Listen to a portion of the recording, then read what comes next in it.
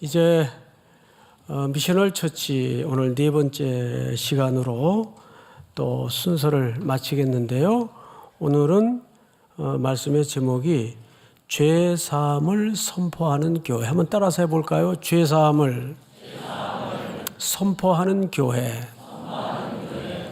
어쩌면 이 주제는 우리 모두가 미셔널 처치로서 가야 되는 가장 핵심적인 가치를 담고 있다고 해도 틀린 말이 아닙니다. 우리 지난주 예수님께서 제자 공동체의 한복판에 서셔서 숨을 내쉬며 뭘 받으라 그랬죠? 성령을 받으라. 성령을 받으라. 기억하시죠? 자, 그런데 그 성령을 받으라라는 말은 뭐에 대한 하나님의 퍼포먼스라고 말씀을 드렸습니다. 즉, 새 창조. 영원히 형벌과 진노 가운데 죽을 수밖에 없었던 인생들을 향해서 하나님의 새로운 창조를 선언하시고 선포하시는 겁니다. 그러기 위해서 전제가 뭐냐 하면 성령을 받으라. 그럼 이 성령님이 우리 가운데 임하셔서 제일 먼저 하시는 역할이 있다고 말씀을 드렸어요. 처음 듣는 표정으로 그렇게 보시면 안 됩니다.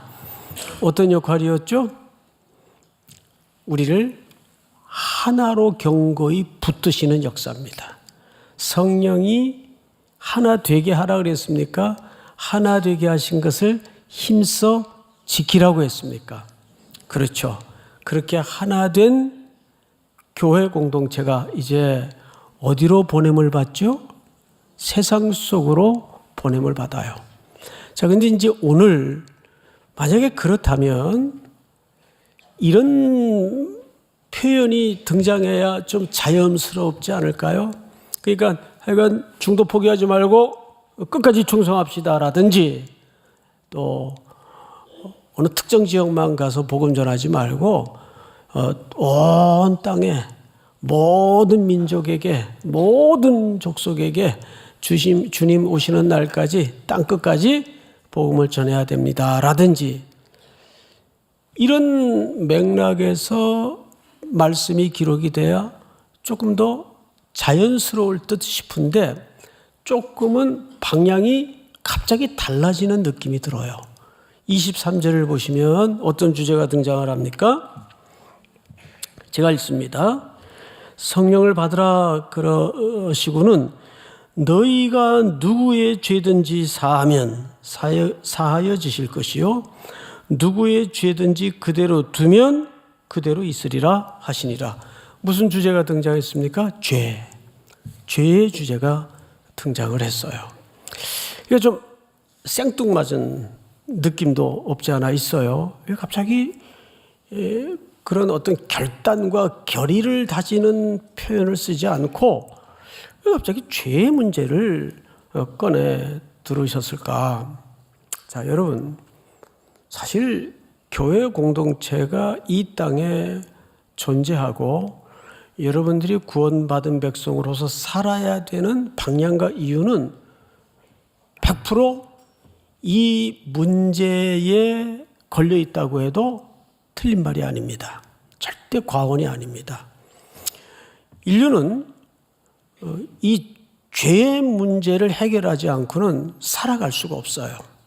근데 죄의 문제는 오늘 여기 보니까 뭐라고 말씀을 드렸는가 하면 제자 공동체에게 너희가 누구의 죄든지 사하면 사여질 것이요.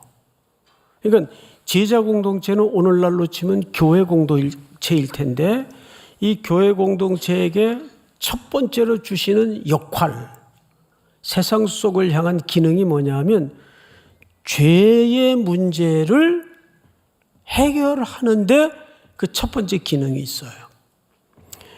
사람은 육을 가진 존재이기 때문에 누군가와 이렇게 관계가 엉켜 있거나 또 풀지 못하는, 용서받지 못하는 죄의 문제가 밑바닥에 가라앉아 있으면 영혼만 아픈 게 아니라 몸도 아파요, 안 아파요?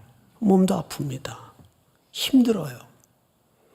이게 영혼과 육체가 다 직결되는 문제이기 때문에 그게 아파요. 그래서 한 해 끝에 어쩌면 우리 모두에게 아주 적실하게 주신 주제가 아닐까. 이것이 교회 공동체의 첫 번째 주신 미션입니다. 그 역할을 교회에 맡긴 거죠. 자, 그러면 이 문제를 다루기에 앞서서 몇 가지 설명을 좀 듣겠습니다. 얼마 전에 작고하신 티모시 켈러라는 센터 처치의 유명한 잘 알려진 목사님이 계세요. 그분이 이 죄 문제에 대해서 책을 하나 쓰셨습니다. 용서를 배우다. 그 용서라는 말은 사실 결국 죄 문제와 짝을 이루는 주제일 수밖에 없습니다.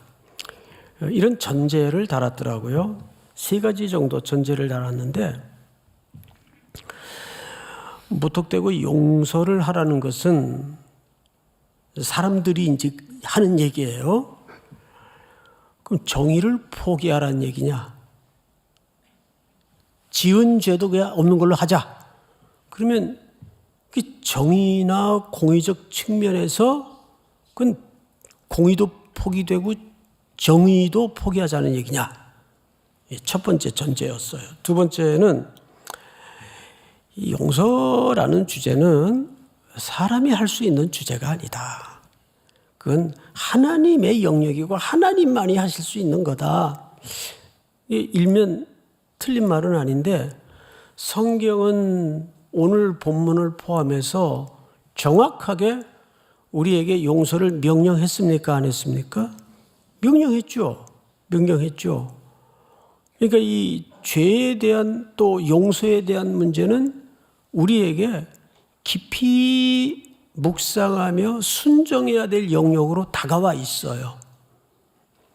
3번째 전제가 뭐냐면 그렇게 함부로 용서를 말할 수도 없고 그렇게 함부로 쉽게 용서를 해주면 그 가해자에 의해서 또 다른 피해자가 생길 수밖에 없다. 그러니까 용서라는 것은 제한적이고 부분적인 것일 수밖에 없다. 그런데 성경은 근본적으로 우리에게 무제한의 용서를 사실상 명령했거든요. 이 딜레마를 우리가 어떻게 이해를 가지고 새해를 맞이해야 될 것인가. 그래서 우리는 오늘 예수님께서 제자들에게 성령을 받으라 숨을 내쉬면서 새로운 창조를 선언하시고 제자 공동체에게, 즉 오늘날 교회 공동체에게 이 죄 문제를 용서할 문제를 맡긴 이유가 뭘까? 어떻게 하라는 얘기일까? 이 부분에 대해서 좀 살펴보도록 하겠습니다. 우선 요한복음 20장 23절을 보시면 이 말 속에는 2가지 전제가 있어요. 첫째는 세상이 하나님의 창조에 의해서 만들어졌는데 세상에 반역이 일어났어요. 배반이 일어난 거예요. 우리 사람도 살아가면서 이렇게 배반을 겪을 때가 있잖아요. 저도 그런 경우가 많았겠고, 또 저도 알지 못하는 사이에 누군가를 그렇게 가해했을 수도 있고, 그런데도 불구하고 인지를 못하는 경우일 수도 있고, 사람은 그래요. 힘써 하나님의 의를 행한다고 했는데 하나님께 오히려 배반을 하는 바울의 자신의 과거를 설명하지 않습니까? 인간이라는 게 원래 그래요.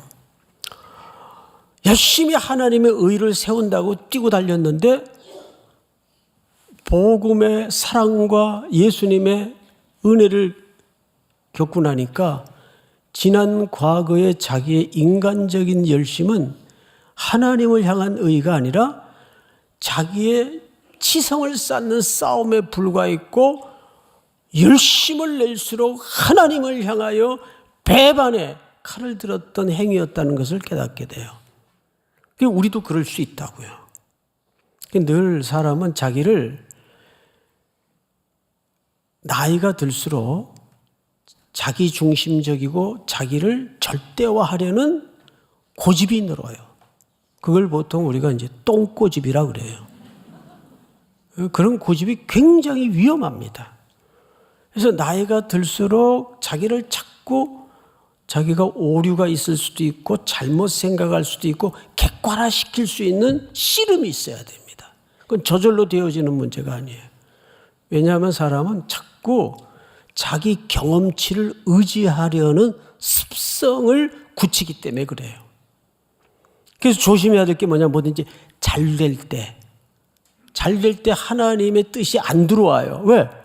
이렇게 해보니까 되거든. 그러니까 이렇게 해보니까라는 방법이 우선이 되지, 그 역할은 거기까지만 해. 이런 하나님의 음성이 전혀 들리지도 깨닫지도 못할 때가 그런 위험성이 많다는 거예요. 우리도 누군가에게 가해자가 될 수도 있고 또 피해를 입어서 너무 마음이, 목회를 하다 보면 또 그런 엄한 소리, 또 오해. 그래서 어느 원로 목사님이 그러시더라고요. 이렇게 시골길을 가는데 고목나무가 서 있더래요. 그래서 이놈이 왜 이렇게 길거리에 이렇게 서 있나 하고 자세히 들여다봤더니 나무 한복판에 구멍이 이렇게 크게 나 있더래요. 세월의 풍상을 겪어서.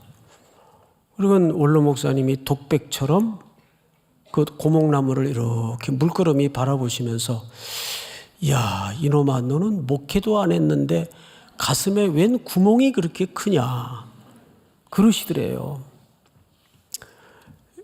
그러면서 그분이 말 끝에 사람을 대하는, 영혼을 대하는 직업인 목사는 영원한 가슴앓이다. 근데 목회뿐이겠습니까?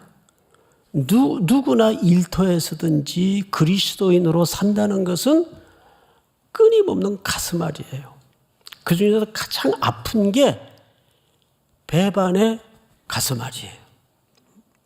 그래서 넘버 3라는 영화를 보면 배신은 뭐예요? 죽음이에요, 죽음.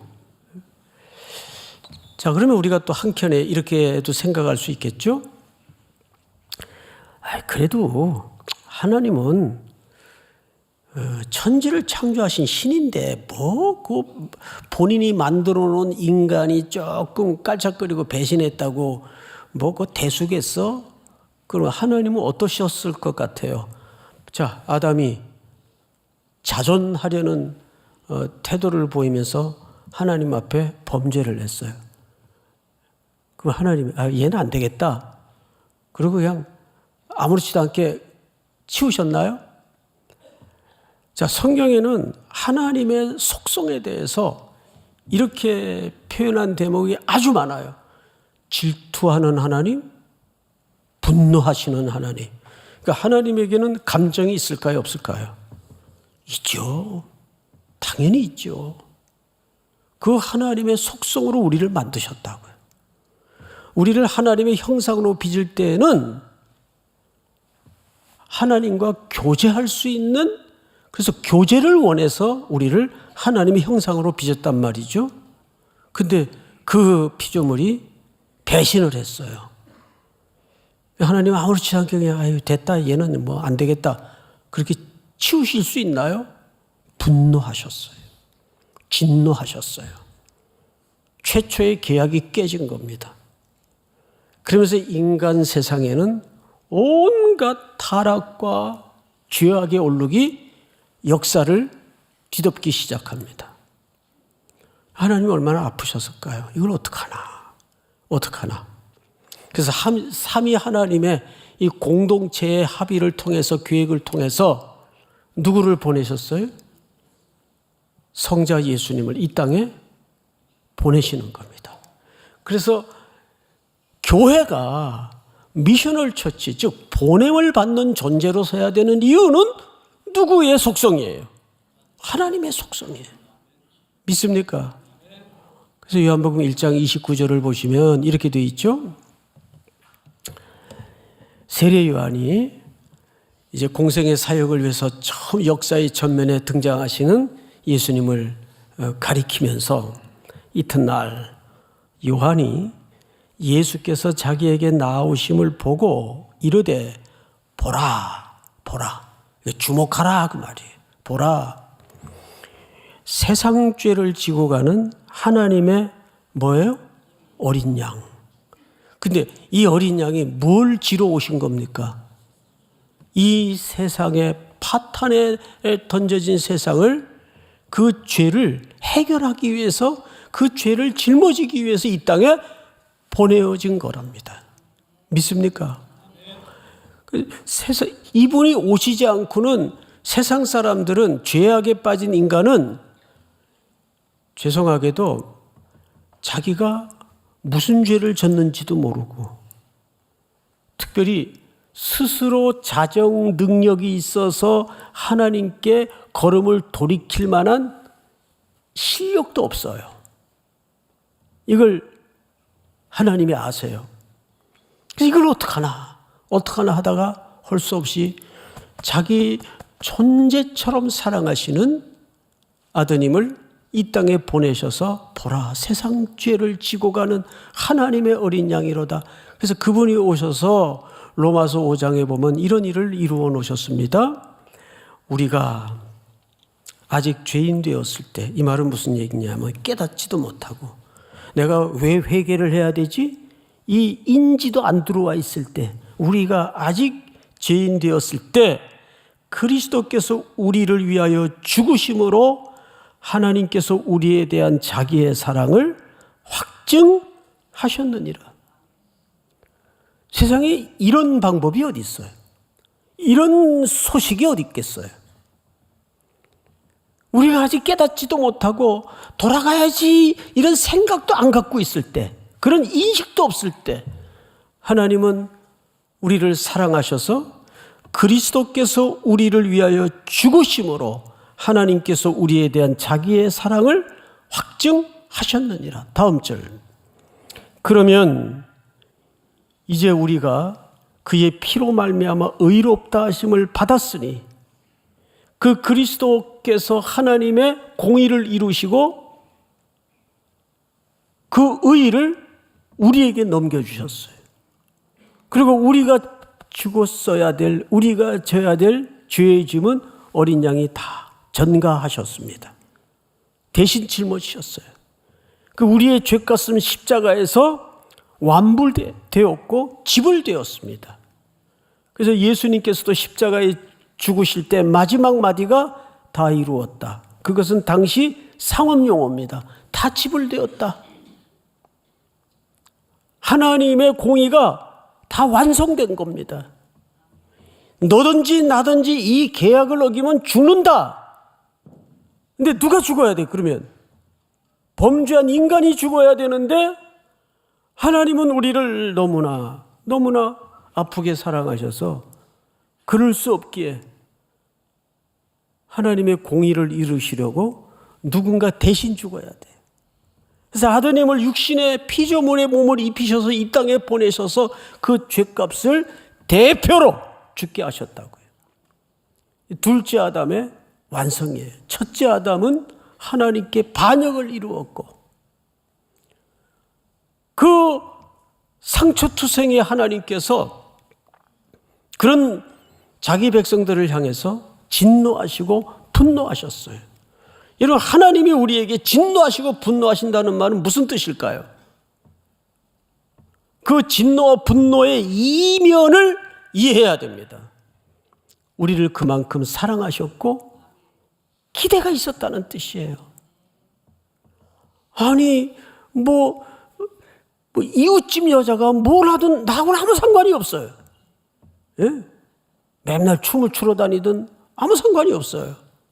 그런데 만약에 사랑하는 사람이 그런 방종의 걸음을 매일 드러낸다면 제가 그러겠어요? 왜 저럴까? 이제 그만하지. 이렇게 뭐 대충 생각할까요? 그럴 수 없죠. 왜? 사랑하는 관계니까. 하나님이 여러분들에게 그래도 분노하고 진노한다는 것은 그만큼 우리에게 기대가 있고 우리를 교제할 수 있는 대상으로 여기시고 사랑하신다는 뜻입니다. 근데 우리에게는 딱하게도 하나님께로 스스로 돌아갈 능력이 없어요.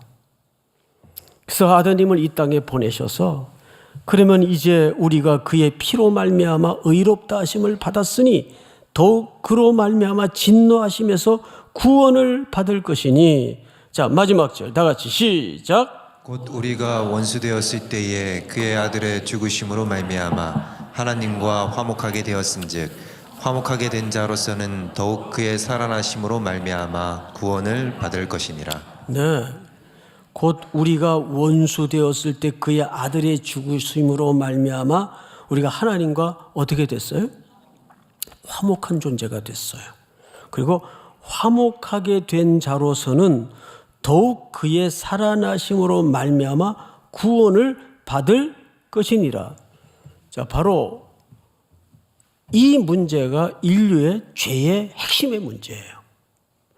우리가 미셔널 처치로서 매해 뿐만 아니라 우리의 전 생애를 걸쳐 이 구원의 복된 소식을 들고 세상 속으로 들어가고 세상 끝으로 나가야 되는 중요한 이유입니다.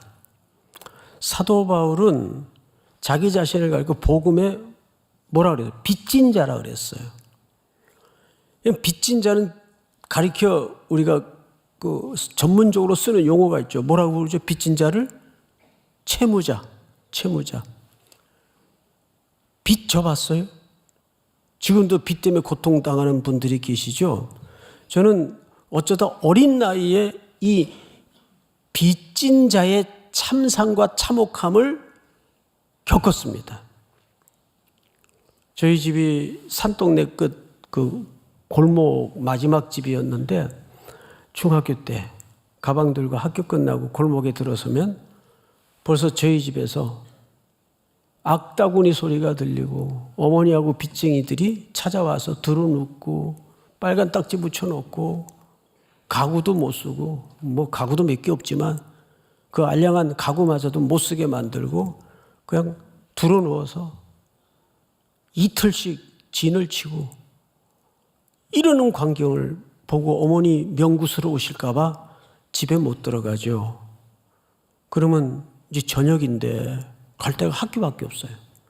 꼼꼼한 운동장 계단에 앉아가지고 별 생각을 다 하는 거예요. 그때 어렸으니까 우리 어머니는 왜 이렇게 빚을 졌을까? 그리고 왜 저렇게 빚 때문에 고생을 할까? 그거 다 빚 얻어다가 사탕 사드시는 줄 알았어요.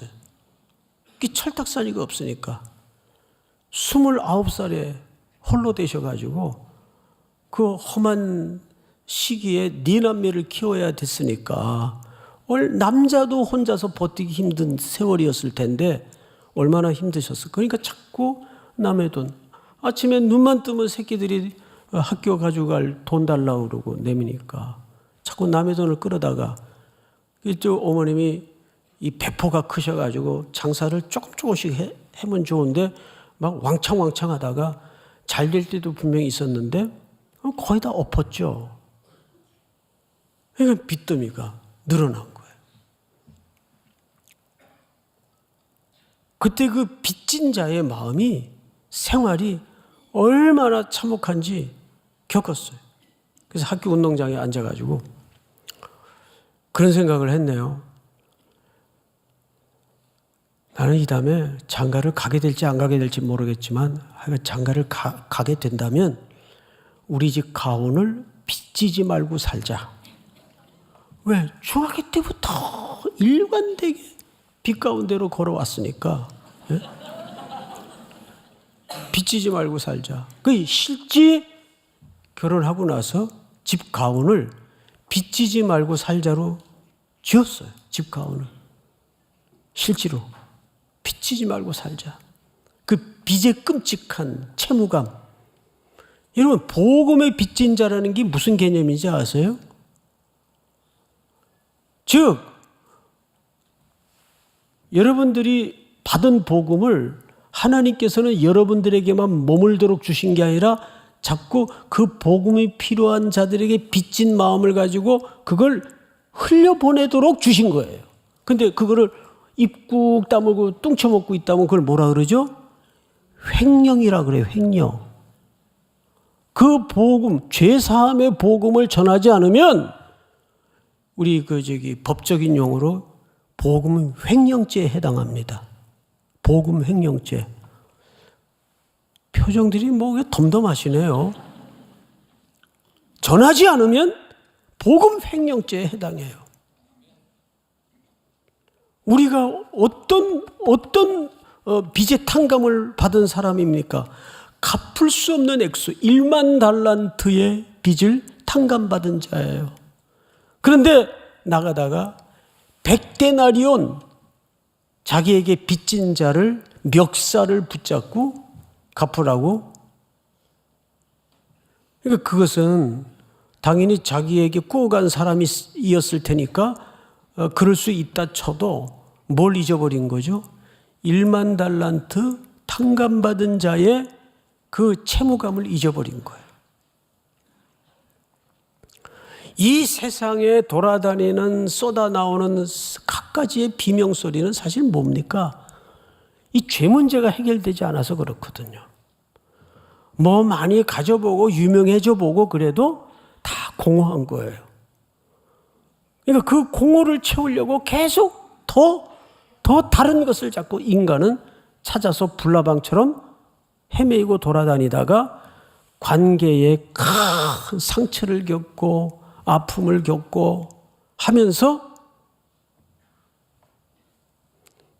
그게 해결이 안 되니까 비명이 터지고, 이건 개인대 문제나 지역 간의 문제나 나라 간의 문제나 본질이 똑같아.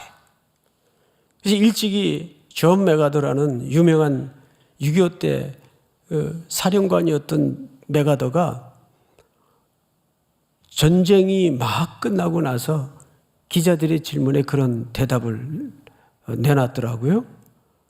각하, 전쟁의 문제는 무슨 문제라고 생각을 합니까? 신학의 문제입니다. 군인의 입에서 그런 놀라운 답변이 터져 나왔어요. 전쟁의 문제는 신학의 문제입니다. 결국 우리 인류의 이 문제는 성경의 문제예요. 한 해가 이제 몇 시간 안 남았죠? 한 해가 넘어가기 전에 여러분들이 개인적으로 공동체적으로 꼭 풀어야 될 삶의 과제가 있습니다. 이 죄사함이 선포돼야 되는데, 그러면 여기에는 어떤 전제가 있을까요? 먼저 내가 그 죄사함을 어떻게 해야 될까요? 경험하고 누려야 됩니다. 내가 죄사함을 받았는지 안 받았는지 그것도 긴가민가 하는 사람이 어떻게 확신을 가지고 이 죄사함의 복음을 세상 속에다가 선포할 수 있겠어요? 정말 빚진 자처럼 이걸 반드시 갚아야 되는 사람 심정으로 여기에 길이 있습니다. 이미 예수님께서 십자가에다가 그 사랑의 호소문을 걸어놨어요. 여기가 길입니다. 이 길로 들어와야만 삽니다. 예수 외에는, 십자가 방법 외에는 구원의 길이 없습니다. 그걸 여러분들 알잖아요. 근데 알면서도 왜 입 다물고 있어요? 저 옆에 그 길을 몰라서 수많은 영혼들이 널브러져 가고 죽어가는데 그 얘기 안 하고 있어요? 비명이라도 소리라도 질러야 될 거 아니에요. 그 길로 가면 죽어요. 여기만이 길이 있습니다. 그리스도만이 길입니다. 여러분들이 그 빚진 자의 마음을 안 갖고 있으니까 나 아니면 또 누가 뭐 하겠지 뭐. 뭐 다음에 또 통영선교 때 가서 하면 되지 뭐. 아니 시간의 주인이 누구죠? 시간의 주인이 하나님이죠. 다음이 올지 안 올지 어떻게 알아요? 예? 내일 일도 모르겠는데, 내일 일은커녕 10분 후에 일어날 일도 모르겠는데, 성수대교가 무너지던 날, 그날이 막 건너왔는데 10분 후에 뉴스에서 뭐 영화 찍는 줄 알았대요. 자기가 건너온 다리가 강판이 강에 떨어져 있는 거예요. 응? 얼마나 기겁을 했겠어요. 사람 일을 어떻게 알아요? 어휴, 말일날 이거 교회 왔더니 뭐 재수없는 소리만 한다. 아니, 여러분, 재수없는 소리라니요? 예? 일찍이 솔로몬은 전도서를 통해서 뭐라 그랬어요? 살아보니 첫째 인생은 허무하더라. 허무라는 말이 그 상업적 용어입니다. 이거다 하고 잡았는데 남는 게 없더라 그 말이에요. 이 장사하는 분들이 제일 자주 하는 표현 아니에요. 아, 이게 남는 게 없어요. 그게 허무라는 말이에요. 예? 이거만 하면 뭐가 될 줄 알았는데 그거 붙잡고 나니까 다 만족이 없디까? 허무하더라. 두 번째가 솔로몬이 깨달은 게 뭐예요? 불확실하더라. 어느 구름에 비가 올지 모르겠더라. 그래서 자식 많은 사람들은 함부로 누구 얘기할 수 없어요. 아니 자기 자식이 어디 가서 어느 날 어떻게 될지 알 게 뭐예요. 그런데 어떻게 남이 문제에 대해서 함부로 얘기할 수 있어요. 불확실하더라. 불확실하더라. 그래서 인생을 어느 정도 이렇게 살아서 관주할 줄 아는 분들이면 쉽게 남의 얘기 못합니다. 그 지혜예요, 지혜. 예? 세 번째 솔로몬이 깨달았던 게 뭐죠? 살아보니 인생이라는 게 모순투성이더라. 학교 다닐 때 그렇게 선생님 말 잘 듣고 모범생으로 살았는데 어쩌다 이 사람 만나가지고 내가 이 모양이 됐을까. 근데 동창회 나갔다 오면 열불이나 그렇게 놀던 기집애가 남편 잘 만나가지고 뭐 벤츠 끌고 뭐 미인급 막 휘두르고 나오는 거 보면 이게 뭔가 싶어가지고 괜히 남편 들어오면 꼴보기 싫고 의문의 일패를 당하고 그래요. 그렇잖아요. 그런데 이 세상의 구조가 그렇게 돼 있어요. 그래서 그리스도 외에는 여러분 본질적인 복이 없어요. 예수가 복이에요. 그걸 볼 줄 알고 깨달을 줄 아는 게 은혜라고 합니다. 그 은혜가 있는 사람은 그걸 깨달아요. 그 은혜 달라고 기도하셔야 됩니다. 이 세상을 이렇게 돌아보면 결국 한복판에는 하나님을 떠난 죄의 문제로 그런 얼룩들이 계속 토해내지는 겁니다. 자, 그러려면 여기 두 가지 전제가 필요합니다. 첫째는 먼저 교회 공동체가 그 죄사함을 경험해야 돼요. 믿습니까? 생각을 해보십시오. 이치적으로. 우리끼리 툭탁거리고 우리끼리 불목하고 반목하고 으르렁대고 하는데 뭔 놈의 화목의 복음을 나가서 얘기할 수 있겠어요. 자기들도 순종 안 하면서. 그렇잖아요. 난 제일 속상한 게 이제 정치의 계절이 돌아오면 온 한국 교회들이 진보 보수로 이 진영 논리에 빠져가지고 교인들끼리 싸워요. 교회에서는 1절 저도 가능하면 그런 정치적인 뉘앙스나 얘기를 안 하려고 하는데 제발 한국 교회는 보수든 또 진보든 그리스도의 몸으로서 하나입니다. 싸우지 마세요. 어느 편에도 쓰지 마시고 너는 어느 당이야? 따라서 합니다. 나는 예배당이다. 예배당 얼마나 좋아요. 저는 지금도 목사로 이렇게 평생 살지만 교회 오는 게 제일 좋아요. 즐겁고. 예? 그래서 저는 그 복은 받은 것 같아요. 그 복은. 그래서 새벽에 집에서 나올 때도 그 추운 겨울인데도 교회 가는 길이 그렇게 좋아요. 얼마나 감사한지. 이 공간이 아무것도 아닌 것 같아요? 아닙니다. 제가 요즘 읽고 있는 책 가운데 그 공예배의 중요성에 대해서 폴 트립이라는 트립인가? 저자는 지금 얼핏 기억이 안 나는데 그 책을 읽고 있는데 52과로 돼 있어요. 하는 성탄절, 부활절 빼고 50과목으로 돼 있는데 너무 새로운 걸 깨달아요. 이 공예배가 중요합니다. 온라인 이제 그만 들이시고 나오세요. 예? 얼마나 이 공간과 함께 호흡을 느끼고 성도들의 온기를 같이 공유하고 하는 게 중요한 거예요. 이 교제거든요. 뭐 저도 온라인 예배 드려보지만 화장실 들락거리지, 냉장고 가서 물 먹지, 뭔 예배가 집중이 돼요? 잘 안 돼요. 첫째는 어떤 전제가 필요하냐면 이 죄사함의 경험을 교회가 먼저 이루어져야 됩니다. 그래서 고린도후서 5장 띄워주실까요?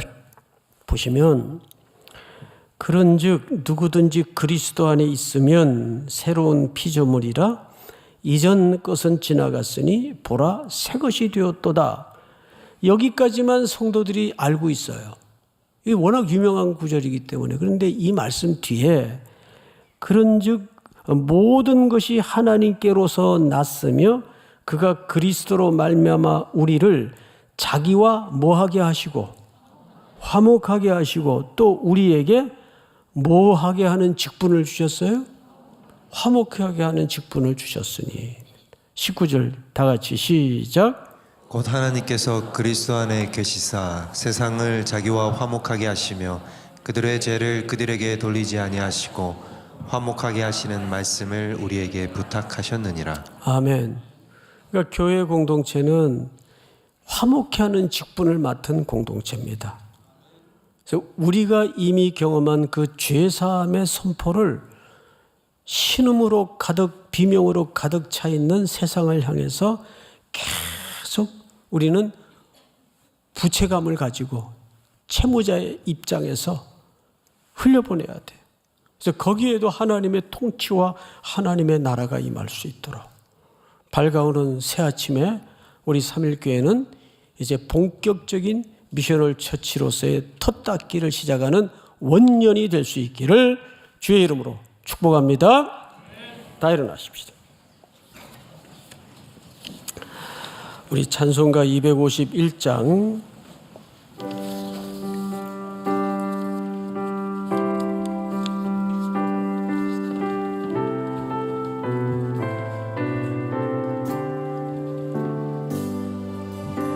놀랍다 주님의 그 은혜 우리의 죄를 속하시며 갈보리 십자가 위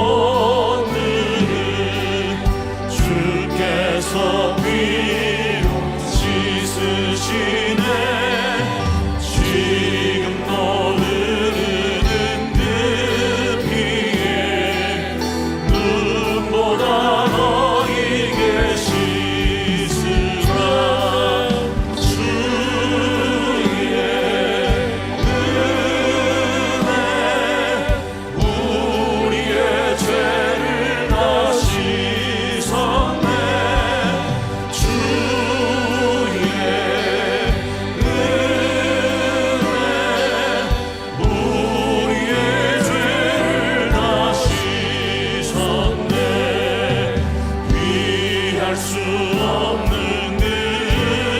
은혜를 믿는 자에게 거저주네.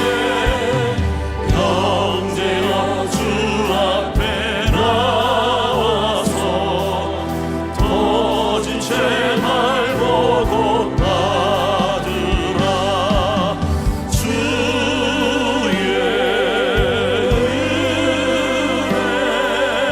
은혜 우리의 죄를 다 씻었네.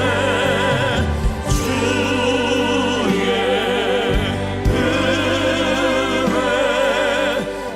우리의 죄를 다 씻었네.